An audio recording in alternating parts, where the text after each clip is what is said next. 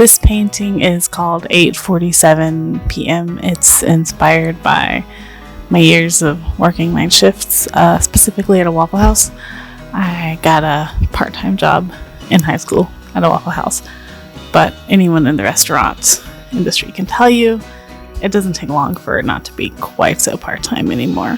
So I ended up working nights and weekends my senior years of high school, as well as any breaks or vacation I got during my college career as well. Now, working night shift, which was 10 hours, means you needed a few things to survive. You needed specifically 3 things, I'd say. You'd need a little bit of energy, a little something for your nerves, and just a little bit of hope. Now, thankfully, the BP across the street sold all 3 of these things. The energy, of course, comes in lots of sugary sodas, like a Monster, which I would always cut with Sprite because I hated the flavor. Something for your nerves, a nice pack of cigarettes. Doesn't matter what brand. I was a Marlboro menthol baby for a little while, but I never really picked up the habit. I was lucky in that. And for the hope would come in the form of a scratch off. Now, after high school, I went to a very affluent art school, and I just mentioned to a friend in passing that, I bought a few scratch offs the other day, and they were very confused because apparently scratch off tickets are something only poor people buy. So why was I buying one? And I was taken aback. I've never heard that only poor people buy scratch-offs, but I think I did innately know it. You don't usually see wealthy people leaving the QT with the Monster and the scratch-off and a pack of Marlboro Lights. That's not typically how it goes, but no one had ever put it so bluntly. And also, no one had ever assumed that I wasn't in that people group until then, which was kind of a little bit of an identity crisis. Going to an affluent art school while I grew up working class definitely required code switching. Frankly, would not recommend. Anyhow, this painting is a little slice of life, a little still life about everything you need to survive the next 10 hours. And shit is thrown at you in those 10 hours. The high school football team's gonna let out at 10 o'clock. Everyone's gonna come there, nobody's gonna tip. The bars are gonna let out at 2 a.m. Everyone's gonna come there, and the people who don't have DDs but need them, they're gonna tip. Around 3:34, the rednecks from down the street are gonna show up on 4-wheelers. Their daddy's the sheriff. Nobody cares. They're gonna throw pickles and ketchup all over your windows and tables. You're gonna have to clean it up.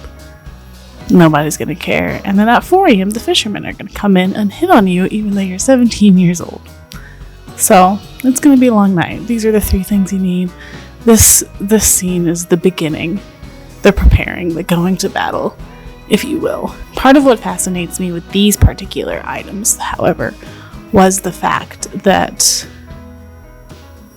I was told that not all people buy them, that only a percentage of Americans know these items like the back of their hand.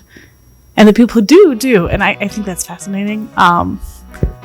It characterizes the person who carries them day to day, for good or for bad.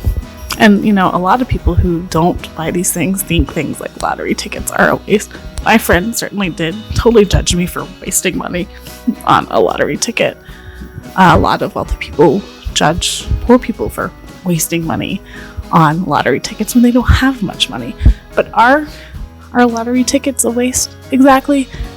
You're not just buying the piece of paper. You're buying 3 minutes of hope, frankly.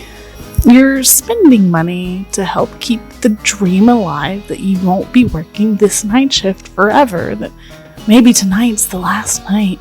Also, in Georgia, the proceeds go to preschool, so that's not terrible. We don't hate that.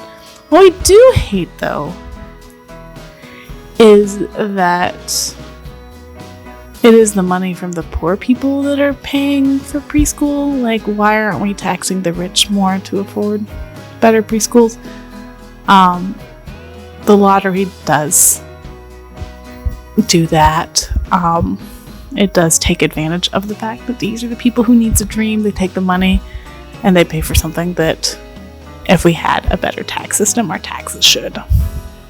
So that's shitty. We're gonna give it. We're gonna admit that. So the system is broken, but I guess I'm trying to say that judging people for spending money for a little bit of hope isn't the solution. The solution is a better system that offers more class mobility, because for right now, that $3 lottery ticket that'll give you hope is cheaper than a college education, which is another way to get hope. It's cheaper than a vehicle that will make it more than 20 miles to get out of your dead-end town or job or relationship. So it's more attainable hope than that. And most people in poverty are more likely to win money on the lottery than they are to have a relative die and leave the money. It's more accessible. So this $3 lottery ticket has become the most accessible way to get out, even though the odds of it happening are so low. In any case, working night shift at the Waffle House taught me a lot of things. It taught me how to be sociable. It taught me how to talk to people. It taught me how to relate to people. It taught me to hate corporations, and it taught me to hate the rich man, all for $2.15 an hour. And this painting is 8:47 p.m. Hope you enjoy.